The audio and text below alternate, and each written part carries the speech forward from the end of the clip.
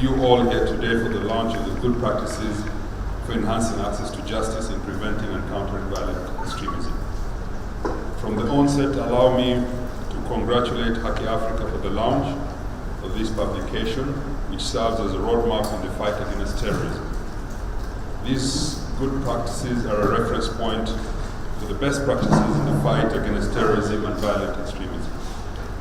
I would like to further express my appreciation to the British High Commission for their invaluable support towards the development of this publication.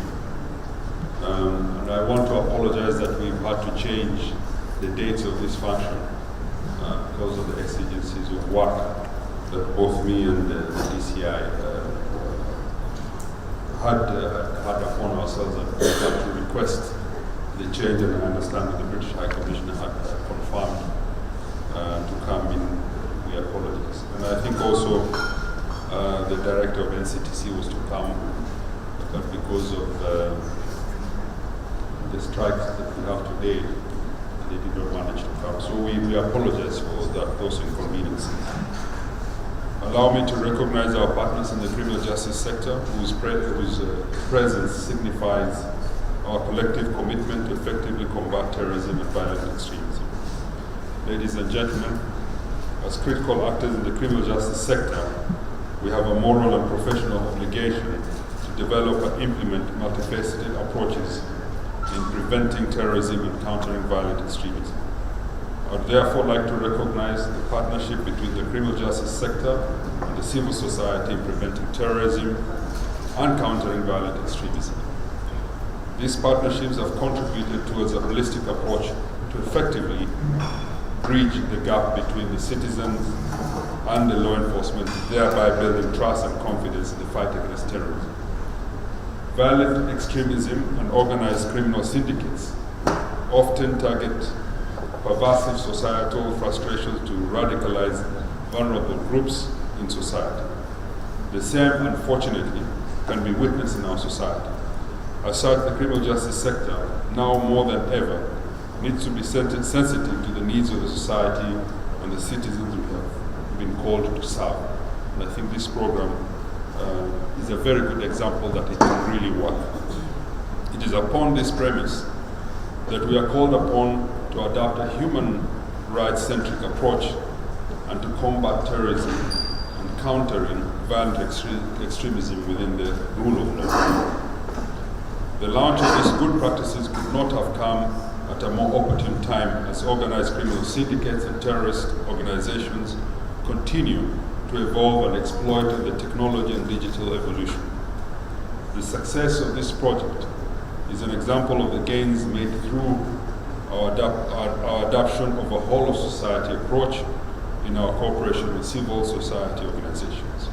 Ladies and gentlemen, whereas we laud the multi-strategies and initiatives developed by the criminal justice sector, I would be remiss if I fail to mention that more still needs to be done to address the following challenges. A, systemic insufficiencies such as corruption that further contribute to the commission of these crimes. B, the use of unregulated and concealed financial or financing mechanisms such as cryptocurrencies, which makes tracing of terror financing activities harder due to the anonymity that these platforms provide. And C, instances of witnesses and victim intimidation that often pervades the investigation and prosecution of these offenses and crimes.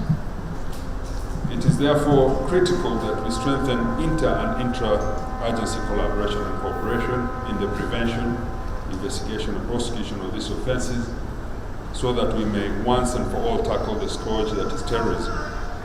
In addition, it is important that we prioritize information sharing and multi-stakeholder investigations to ensure concerted efforts in the gathering and analysis of information collected by the multiple agencies.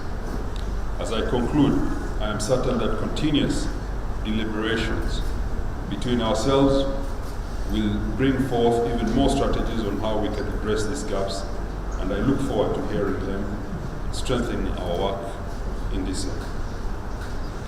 Finally, I would once again I'd like to thank all the justice sector actors, civil societies, the justice centers that have worked tirelessly in the implementation of this project and the development of the good practices. May you and may we all continue the good work of advocating for human rights.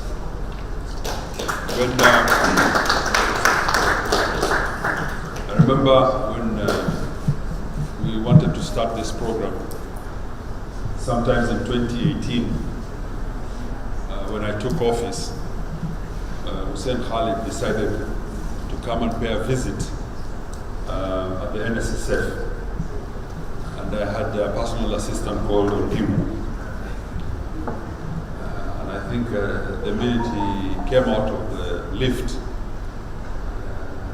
my personal assistant really came running to my office and asked him what's wrong. He said, "Is this human rights person here?" I asked him, which one? He says, "You know that HakiAfrica guy called Hussein Khalid? He's really bad. He supports terrorists." And I listened to him and I told him, "My friend, calm down. He's a Kenyan, he has every right and he will come and see me." And Hussein came in and he came up with this proposal. But I also remember in 2006, we had gone for a chevening cause in Birmingham. And I was in the governance sector, with people from all over the world, within the Commonwealth, who came from the government side. And he was in a program in the civil society. And we could hardly look at each other. We could not stand each other. And that was 2006. So we've come a very long way. That we used to look at each other as antagonists. We never recognized that each one had their role and could play their role in bringing security and ensuring that access to justice is available to everyone. Is to try and look for local solutions to the problems that we're faced with. And I think that's what the justice was saying. Each locality, if we talk about the Rift Valley, it has its own challenges that are different from here at the coast or the northeast or elsewhere. But as a pilot, it's not that I was favoring the coast. It's because Hussein Khalid was bold enough to come and tell me, we have this proposal, can we try and pilot it? And I think it has proved that it can work. That, as you say, justice is relative depending on where you come from and the challenges that you face on the ground. And that we don't have a fit-all solution to everywhere within the country. And I think this is a very good example that if we take a local approach to solving problems, then we can be able to solve and get good results. And I think from 2018, justice, you know yourself, we have seen a decrease in issues and matters of countering, in issues and matters of extremism and even terrorism itself.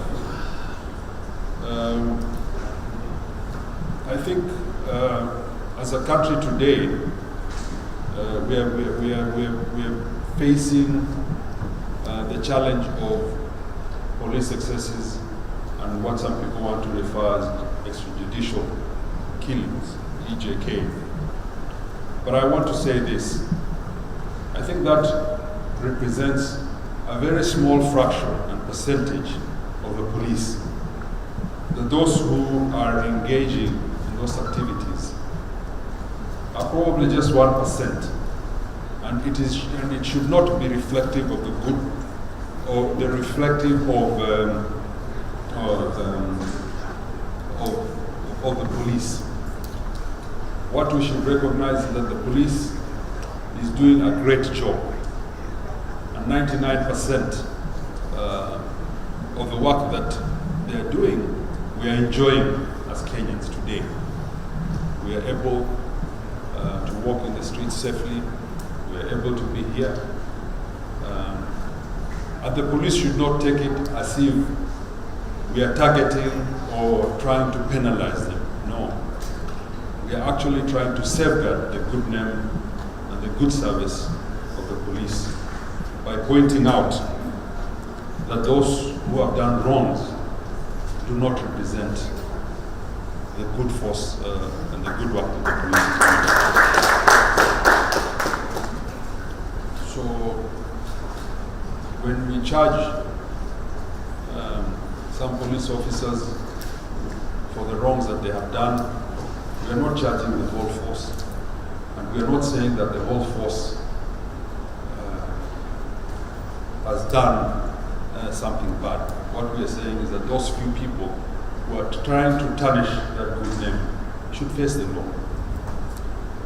I think moving forward, what we hope to see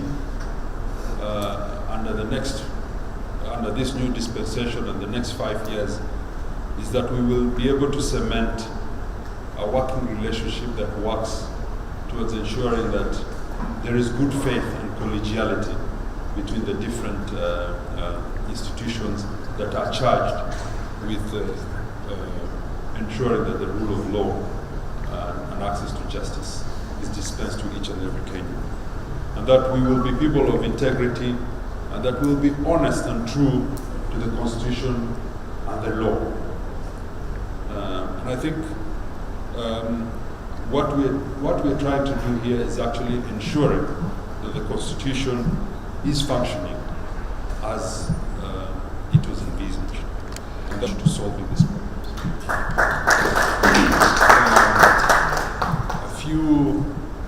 2 months ago, I was in Mozambique, and Mozambique is actually facing the problems that we faced in early 2000s with terrorism, and they really don't.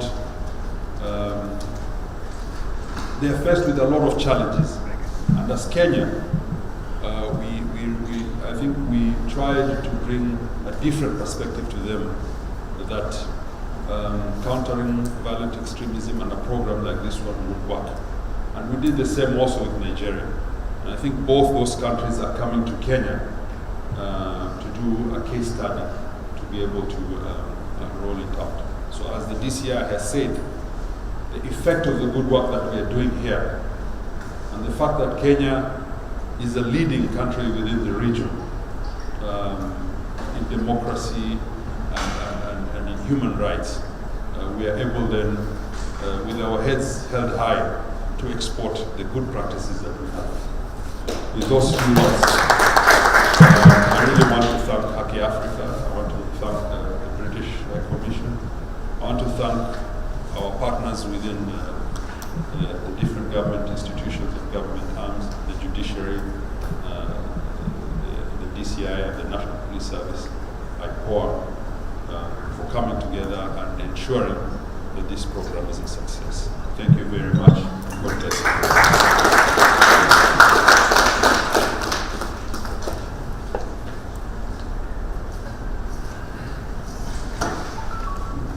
Thank you very much, sir.